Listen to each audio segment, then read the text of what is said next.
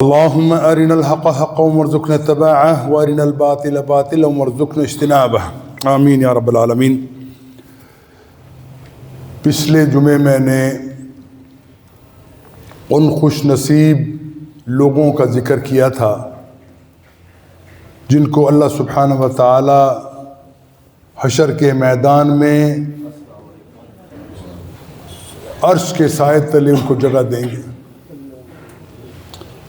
ان لوگوں کی کچھ نشانیاں بتلائی گئی تھی کہ وہ کون کون سے لوگ ہیں جو اللہ کے عرش کے نیچے آئیں گے، کہ وہ دن ایسا ہوگا جس دن کوئی سایہ نہ ہوگا، لا ظل الا ظلہ، کوئی سایہ نہیں ہوگا سوائے اللہ تعالیٰ کے فرش کے سائے، عرش کے سائے کے۔ یقیناً ہر مسلمان کی یہ تمنا ہونا چاہیے کہ اللہ تعالیٰ کے مقبول بندوں کے اندر اس کا شمار ہو، اور یہ اللہ تعالیٰ کے مقبول بندے بننے کے لیے صرف آپ کو کلمہ پڑھنا وہ کافی نہیں ہے، بلکہ آپ کی زندگی کا ایک ایک لمحہ اللہ اور اللہ کے رسول کی اطاعت کے اندر گزرے گا، اور موت اس حالت میں آئے کہ آپ اللہ تعالیٰ کے اور اللہ کے رسول کے فرما بردار ہوں، تب جا کے یہ رتبہ مقدر والوں کو نصیب ہوگا۔ جب بھی اللہ سبحانہ وتعالیٰ فرماتے ہیں یا ایھا الذین آمنوا، اے ایمان کا دعویٰ کرنے والو، اللہ کا تقوی اختیار کرو، حق تقاتہ، اور تقوی بھی کیسا ہے جس کا تقوی کرنے کا حق ہے، ولا تموتن، اور تمہاری موت نہ آئے الا وانتم مسلمون، سوائے اس کے کہ تم اللہ تعالیٰ کے فرما بردار ہو، اللہ کے سامنے گردن جھکانے والے ہو، اللہ تعالیٰ کی بات ماننے والے ہو، اللہ کے رسول کی بات کے اوپر عمل کرنے والے ہو۔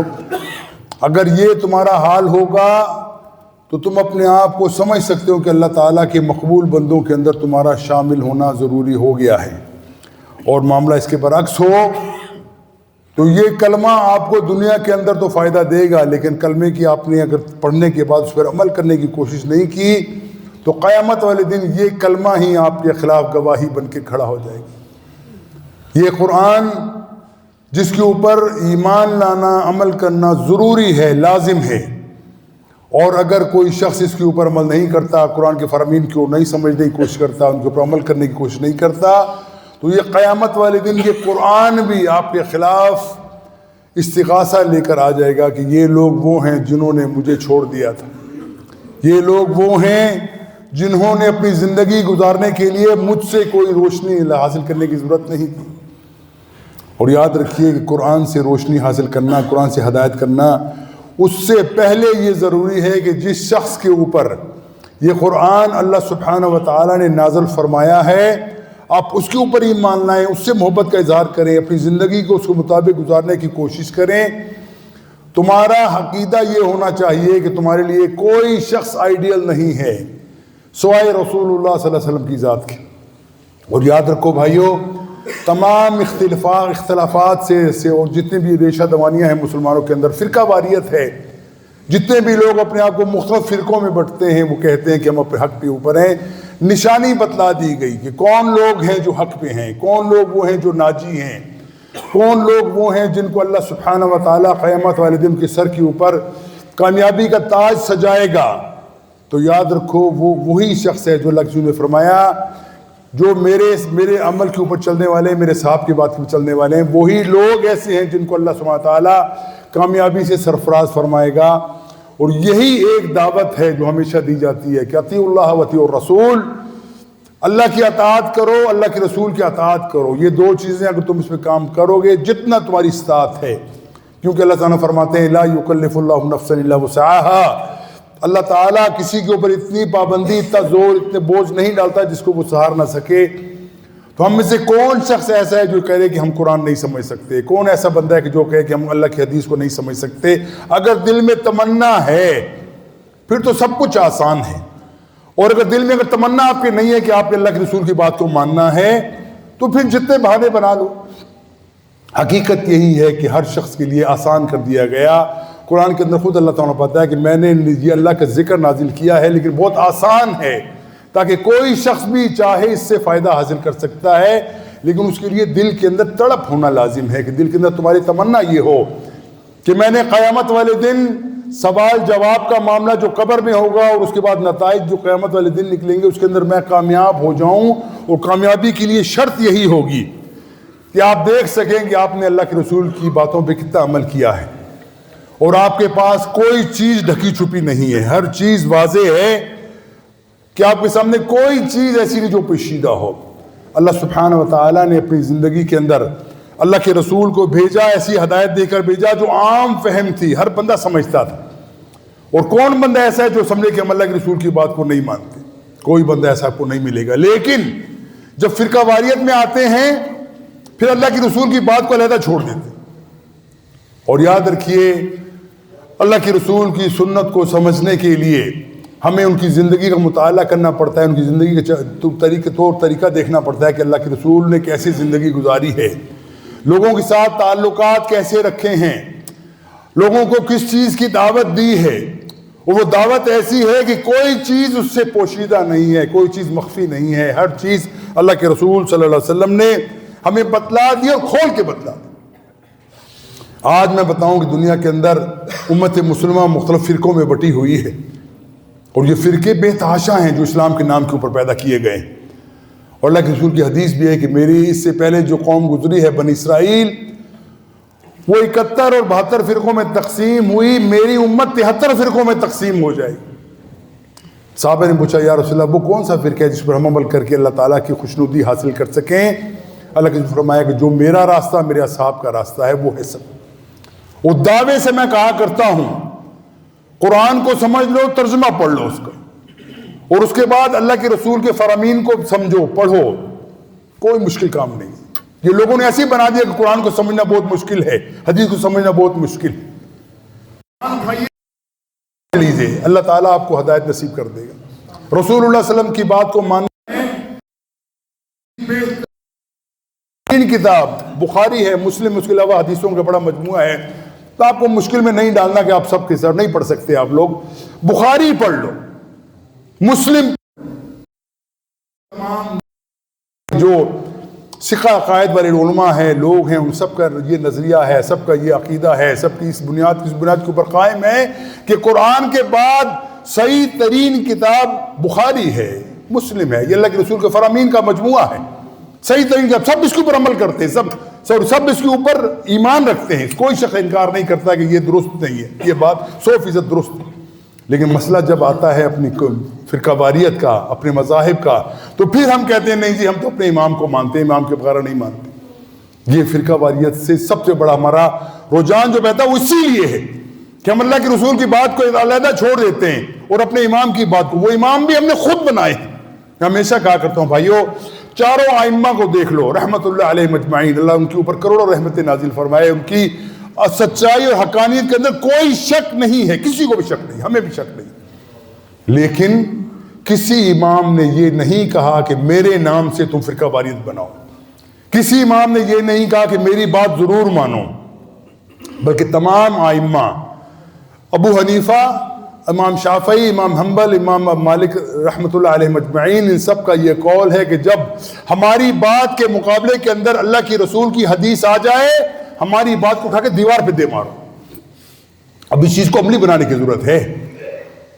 لیکن لوگ کہتے ہیں کہ نہیں ہم تو ایک امام کے پیچھے اس کو چھوڑیں گے نہیں۔ قیامت والے دن یاد رکھو وہ امام اعلان کر دے گا میں نے ان سے نہیں کہا تھا میری بات مانو، ہم کہہ کے آئے تھے کہ ہماری بات نہ مانو، اس کی مانو جو اس وقت تمہاری قبر کے سامنے لیٹا ہوا۔ امام نے یہ کہا تھا، مجھ سے پوچھتے ہو کیا ہے، میری بات نہ مانو، یہ قبر میں بیٹھ لیٹا ہے محمد علیہ السلام، ان کی بات مانو گے کامیاب ہو جاؤ گے۔ میری کوئی حیثیت نہیں، میں کوئی تمہیں دعویٰ نہیں کرتا کہ میرے پیچھے چل کے تم کامیابی حاصل کر لو گے۔ کامیابی حاصل کرنا ہے تو محمد علیہ السلام کی بات کو بلا شرط ماننا پڑے گا، دل سے ماننا پڑے گا۔ اگر مانو گے کامیاب ہو جاؤ گے، نہیں مانو گے اللہ تعالیٰ بری ذمہ ہو جائے گا تم سے، تم نے یہ کیا کیا۔ رسول اللہ صلی اللہ علیہ وسلم فرماتے ہیں میدان حشر کے اندر حساب کتاب ہو رہا ہوگا، ٹولیاں دردوک آ رہی ہوں گی، مسلمان اپنے محمد علیہ السلام کی طرف آنا چاہیں گے، دور سے اللہ کے رسول دیکھیں گے، خوشی کا اظہار کریں گے، میری امت کے لوگ آگے۔ پہچانیں گے کیسے؟ ان کی شکلوں سے، ان کے چہروں سے، ان کی شکل و شاد کی وجاہت سے، ان کی داڑھی سے ان کا ماتھا چمکتا ہوگا، ان کے اعضاء چمکتے ہوں گے، اور وضو کی وجہ سے ان کے اعضاء چمک رہے ہوں گے، ہاتھ پیر پیشانیاں چمک رہی ہوں گی، اللہ کے رسول پہچان جائیں گے یہ میرے امتی ہیں۔ رسول اللہ صلی اللہ علیہ وسلم جو ہیں وہ خوشی کا اظہار فرمائیں کہ میرے امتی آ گئے اور جنت کا پروانہ حاصل کریں گے۔ اسی وقت اب یہ بات سوچنے کی ہے، صرف سبحان اللہ کہنے سے کام نہیں چلے گا بھائیو، عمل کرنے کی ضرورت پڑے گی آپ کو۔ آپ سوچئے ہمارے لیے کیا پیغام دیا گیا اس حدیث کے اندر۔ رسول اللہ صلی اللہ علیہ وسلم خوشی کا اظہار کریں گے، یکا یک اللہ کے رسول ان لوگوں کے درمیان ایک دیوار حائل کر دی جائے گی۔ اللہ کے رسول پریشان ہوں گے کہ یہ کیا ہوا۔ اللہ کے رسول کہیں گے یہ کیا معاملہ ہے؟ ان کو کہا جائے گا یا رسول اللہ آپ کو معلوم نہیں، یہ آپ کے کلمہ پڑھنے والے تو ضرور ہیں، لیکن آپ کے بعد انہوں نے دین کے اندر ایسی ایسی نئی چیزیں پیدا کر دی جو آپ نے نہیں بتلائی تھی، اور انہوں نے دین کے اندر نئی نئی چیزیں پیدا کر کے نئے نئے چیزیں بنا دی، نئے نئے عقیدے بنا دیے، نئے نئے امام بنا دیے۔ حقیقت میں کوئی شک نہیں۔ اللہ کے رسول ان کو کہیں گے سحقن سحقن من غیر بعدی، ان کو مجھ سے دور لے جاؤ، میں ان لوگوں سے بیزار ہوں جنہوں نے میرا دین کا حلیہ بگاڑ دیا۔ اور آج سوچو بھائیو، وہ قرآن و حدیث پہ عمل کرنے والے لوگ کہاں ہیں دنیا کے اندر؟ ہر بندہ اپنی بات کرتا ہے، اپنے امام کی بات کرتا ہے، اپنا معاملہ سب کرتا ہے، لیکن وہ جو بات اللہ کے رسول بتلا کر گئے تھے وہ ہمارے سامنے موجود نہیں۔ ہمت نہیں ہے ہمیں، یا ہمارا ماحول ایسا بن گیا کہ اس کو تنقید۔ لیکن یاد رکھو تمہارے لیے آسان ہے، اللہ کے رسول کا کوئی مسئلہ آپ کو دیکھنا ہو، زندگی کا نقشہ دیکھنا ہو، کھول کے دیکھ لو، تمہارے سامنے واضح کتاب موجود ہے، کھول کے دیکھو اللہ کے رسول کا طریقہ کیا تھا، نماز کیسے پڑھتے تھے، روزہ کیسے رکھتے تھے، حج کیسے کرتے تھے، دنیا کے اندر لوگوں کے ساتھ تعلقات کیسے کرتے تھے، جہاد کی کیا ان کے مفہوم تھے، کیسے وہ کرتے تھے۔ ایک ایک چیز میں دعوے سے کہا کرتا ہوں، رسول اللہ صلی اللہ علیہ وسلم کی زندگی کا مطالعہ کرو گے آپ کو استنجا سے لے کر جہاد تک، حکومت و سیاست تک ایک ایک چیز آپ کو واضح طور پہ مل جائے گی، اور کوئی بندہ اس کے انکار کرنے کی جرات بھی نہیں کر سکتا۔ یہ بات ہے نا، یہ بات تو یہی ہے، اللہ کے رسول کی بات ہے، کون کو انکار کرے گا؟ جو انکار کرے گا اس کا اسلام میں رہنا ہی ناممکن ہو جائے گا۔ لیکن اس کے بعد اگر کسی اور کی آپ بات مانیں، کسی غیر نبی کی بات ماننا چاہتے ہیں اور مانتے ہیں اللہ کے رسول کے مقابلے کے اندر، تو اپنا انجام سوچ لیجیے کہ ہمارا انجام کیا ہو۔ رسول اللہ صلی اللہ علیہ وسلم اپنے صحابہ کے ساتھ بیٹھے تھے، حضرت عمر رضی اللہ تعالیٰ عنہ کے ہاتھ کے اندر توریت کے اوراق تھے۔ رسول اللہ صلی اللہ علیہ وسلم نے جب دیکھا ان کے چہرے کا رنگ متغیر ہو گیا، سرخ ہو گیا، غصے میں آ گئے۔ ابو بکر نے عمر کے سینے پہ ہاتھ مارا، کہنے لگے تیری ماں تجھے روئے، تو دیکھتا نہیں کہ رسول کے چہرے کا رنگ بدل رہا ہے، تو ان کی پریشان ہو گیا، تم دیکھتا نہیں ان کا کیا حال ہے۔ اس وقت اللہ کے رسول نے ایک بات کہی تھی، لوگوں یاد رکھو آج اگر موسیٰ بنفس نفیس بھی دنیا کے اندر واپس آ جائیں، موسیٰ کلیم اللہ، موسیٰ جو اللہ تعالیٰ کے حبیب تھے، رسول تھے، اگر وہ بھی آ جائیں، ان کی نجات کے لیے اور کوئی راستہ نہیں ہے کہ وہ میری رسالت کے اتباع کریں، میرے پیچھے چلیں، مجھے نبی اور رسول مانے، اپنا آقا مانے، اس کے علاوہ ان کی بھی نجات نہیں ہو سکتی۔ اندازہ کیا کیا آپ نے؟ موسیٰ بھی اگر آئیں گے تو وہ اللہ کے رسول کا کلمہ پڑھے بغیر جنت میں نہیں جا سکیں گے۔ لوگوں، ان لوگوں کو اپنا امام بنانے والوں جن کا تمہارے اوپر کوئی دلیل نہیں ہے تمہارے پاس، اپنے آپ کو اللہ کے رسول سے جوڑنے سے تمہیں کیا اعتراض کیا ہے؟ تمہارے دل کے اندر وہ کیا مرض ڈال دیا گیا ہے کہ تم اللہ کے رسول کی بات کو نہیں مانتے؟ ہم کہتے ہیں کہ فرقہ واریت سے نکلنے کا راستہ صرف ایک یہی ہے، یاد رکھو، اور کوئی راستہ نہیں۔ آپ ہر معاملے کے اندر دیکھو گے اللہ کے رسول کی اتباع لازم ہے، اگر لازم اس کو جانو گے، اس کے اوپر چلو گے، اللہ تعالیٰ تمہیں کامیابی عطا فرمائے گا، اور تمہیں دنیا کے اندر اور آخرت کے اندر کامیابی دے گا، یقیناً دے گا۔ اور قیامت والے دن تم خود اپنے آپ کو دور سے پہچان جاؤ گے، یہ لوگ وہ ہیں جو اللہ کے رسول کی بات کو ماننے والے ہیں۔ بھائیو، اس کے لیے میدان کھلا ہے، اگر جو محنت کرو گے نتیجہ نکل جائے گا۔ قیامت والے دن تمہارے پاس یہ موقع نہیں ہوگا، اس دنیا کے تمہارے پاس موقع ہے کہ تم اللہ کے رسول کے ساتھ سچی محبت کا اظہار کرو، اور سچی محبت ایسی ہو کہ ہر معاملے کے اندر رسول اللہ صلی اللہ علیہ وسلم کی اتباع، ان کی بات ماننا، ان کی بات کو سمجھنا، اس کے اوپر عمل کرنے کے لیے اگر دلی طور سے تیار ہو گئے، سمجھ لو کہ تم نے کامیابی کی طرف تم نے راستہ اپنے اختیار کر لیا۔ اور معاملہ اللہ نہ کرے اس کے برعکس ہو کہ ہم اللہ کے رسول کی بات کو نہ مانتے ہو۔ دیکھو کتنے لوگ ہمارے سامنے بیٹھے ہوتے ہیں، ان سے پوچھو تمہیں اللہ کے رسول کی کوئی ایک بات ہمیں سنا دو، کوئی ایک بات اللہ کے رسول جو ہمیں بتائی ہو وہ سنا دو، پتہ چلے گا کسی کو بھی نہیں پتا، ایک کو بھی نہیں پتا۔ وجہ کیا ہے؟ اہمیت نہیں ہے، جو اہمیت ہونا چاہیے تھی وہ اہمیت ہمارے پاس نہیں ہے۔ اس وجہ سے اللہ کے رسول کی کوئی بات ہمیں نہ سمجھ آتی ہے، نہ ہم کو سمجھنے کی کوشش کرتے، نہ ہمارے دل میں کبھی تمنا پیدا ہوتی ہے کہ ہم نے اللہ کے رسول کے سامنے پیش ہونا ہے تو ہمارا کیا حال ہوگا، اس وقت یہ تمنا بھی نہیں ہوتی۔ انتہائی خطرناک بات ہے، انتہائی خطرناک بات ہے۔ جب تک آپ اس طرف اپنے آپ کو متوجہ نہیں کریں گے، یقین کرو ہر دن گزرنے والا ناکامی کی طرف لے کے جانا والا ہے۔ وہ دن جس دن کوئی کسی کی حمایت نہ کر سکے گا، صرف آپ کے اعمال آپ کے ساتھ ہوں گے، وہ کام آئیں گے۔ دنیا کے اندر جو آپ کما کے لائیں وہ سامنے راز زیادہ رکھیں گے، سرمایہ وہی ہوگا جو آپ کے اعمال کے اندر درستی کے اندر آیا، اور وہ سرمایہ جو اللہ کے رسول کی اطاعت کے علاوہ کوئی چیز نہ کرتے، صرف اللہ کے رسول کی اطاعت۔ اگر اس کی طرف تمہاری توجہ ہے تو سمجھ لو کہ ہمارا معاملہ درست ہونے والا ہے، اور اس کی توجہ اگر نہیں ہے تو یہ سمجھ لو کہ ہم سب کچھ خسارے کے اندر ہیں، اپنے آپ کو دھوکہ دیے ہوئے ہیں کہ ہم اللہ کے رسول کی امتی ہیں۔ قیامت والے دن خود انکار کر دو گے واقعی ہم یہ تو کام نہیں کر سکے، پچھتاوا ہوگا۔ ہر بندہ جو مسلمان پکا ہے وہ پچھتاوا کرے گا۔ ایک اور بات یاد رکھ لو، دنیا کے اندر بندے سے گناہ ہوتے ہیں، ہوتے چلے جاتے ہیں۔ گناہ بری بات نہیں ہے، گناہ کرتے ہو، گناہ کا اگر تم توبہ کر لو اللہ تعالیٰ تمہاری گناہوں کو صاف کر کے تمہیں نیک بنا دے گا، صاف ستھرا بنا دے گا۔ گناہ ہونا ایک انسان کی طبع بشری کا معاملہ ہے، ہوتا ہے گناہ سے، لیکن اللہ کے رسول فرماتے ہیں جب کوئی بندہ گناہ کرتا ہے اللہ تعالیٰ کے فرشتے اس کا گناہ لکھتے ہیں، اور لکھنے کا بھی کیا معاملہ ہے کہ کوئی بندہ کہ برائی کا ارادہ کرے فرشتے انتظار کرتے ہیں، اس کے بعد اس گناہ کی طرف راستے کی طرف چل پڑے فرشتے انتظار کرتے ہیں، اور جب وہ گناہ مرتکب ہو جاتا ہے تو اس کے نامہ اعمال کے اندر لکھ جاتا ہے کہ فلاں نے فلاں کام گناہ والا کیا، اللہ کو ناراض کرنے والا کیا، اور جب وہ توبہ کر لے سچے دل سے اس کا گناہ مٹا دیا جاتا ہے۔ اللہ کے رسول فرماتے ہیں کہ اللہ تعالیٰ اپنے ایسے بندوں کو نہایت پسند کرتا ہے جو گناہ کے بعد پشیمان ہوتے ہیں، اللہ سے معافی مانگتے ہیں، اور اللہ سے معافی مانگ کے دوبارہ پاک صاف ہو جاتے ہیں۔ اللہ تعالیٰ ان کو پسند کرتا ہے، لیکن یہ عادت نہ ہو،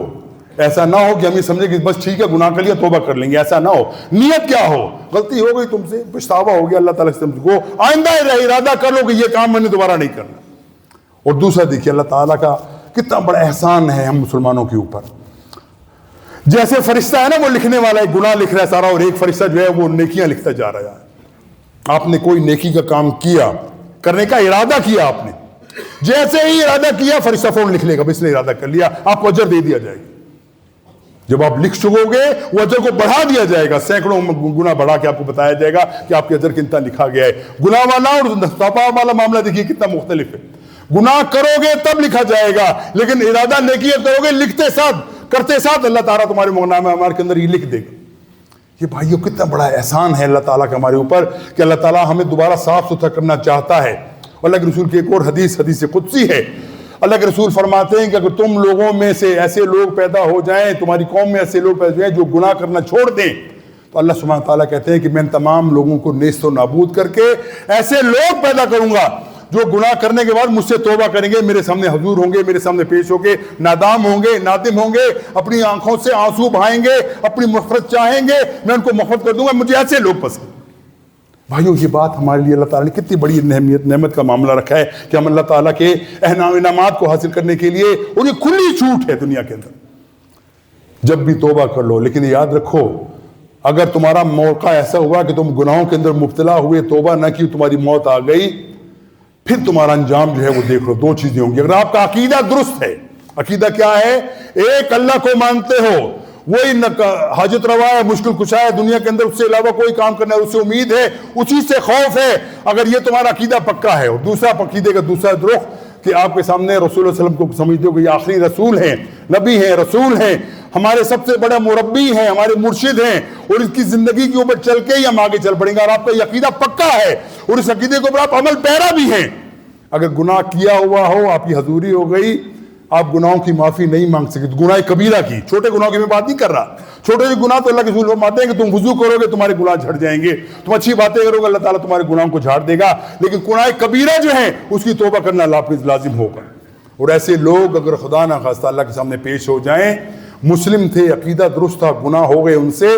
اللہ تعالیٰ ان کو جہنم میں ڈالے گا جب تک اس کے گناہوں کا معاملہ کفارہ نہیں ہو جاتا۔ اتنا جتنی اس نے گناہ کی اس کے گناہ وہ جہنم میں جا کے بھگتے گا، اور پھر آخر انشاءاللہ جنت میں ضرور جائے گا۔ یہ کلمے کا آپ کو یہ فائدہ ہوگا، یاد رکھیے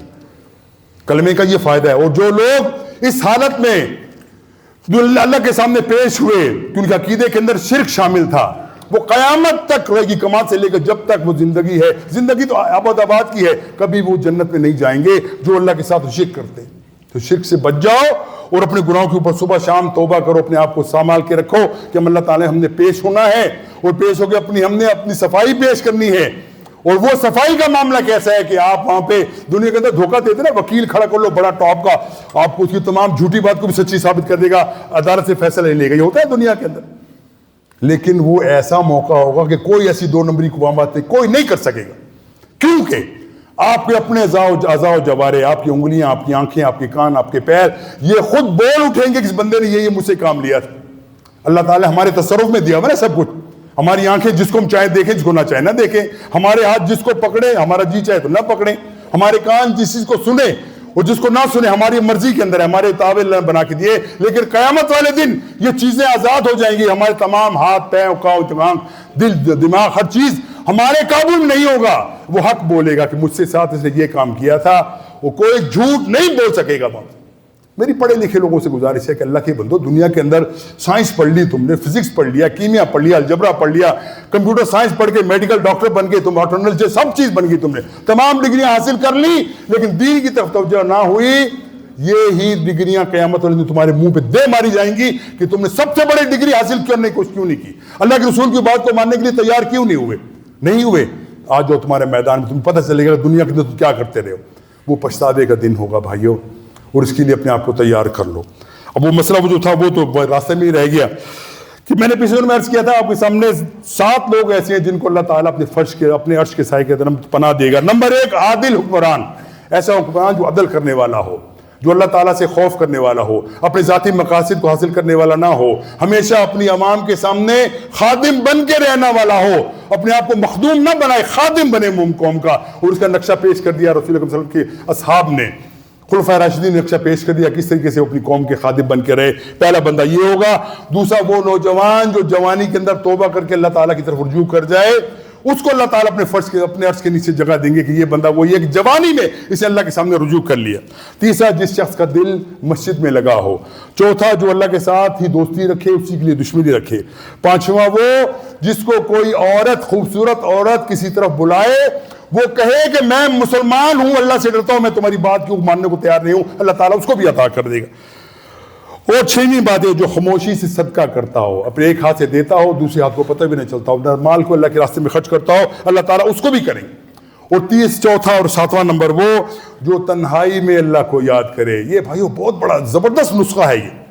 وہ کہتے ہیں کہ اس سے بڑا نسخہ دنیا کے اندر کہتے ہیں ڈاکٹر ہمارے پاس یہ ٹیکنالوجی آئی ہے، یہ علاج ہے، اس کے علاوہ کوئی علاج نہیں ہے، کامیاب علاج ہے، یہ سب سے بڑا علاج۔ رات کو اکیلے میں جب سب دنیا سو رہی ہو،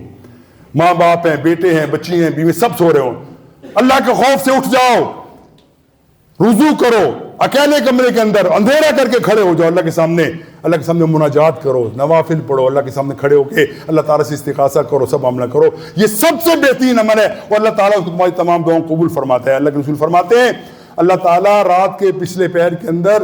آسمان زمین پہ نازل ہوتا ہے اور ندا لگائی جاتی ہے کوئی مغفرت چاہنے والا میں مغفرت کر دوں، ہے کوئی دنیا کے اندر کامیابی چاہنے والا دنیا ادا کر دوں، ہے کوئی ایسا بندہ جس کو میں معاف کرنا چاہوں، اس کی معافی مانگے میں معاف کر دوں۔ یہ ندا اللہ تعالیٰ لگاتا ہے ہمیشہ۔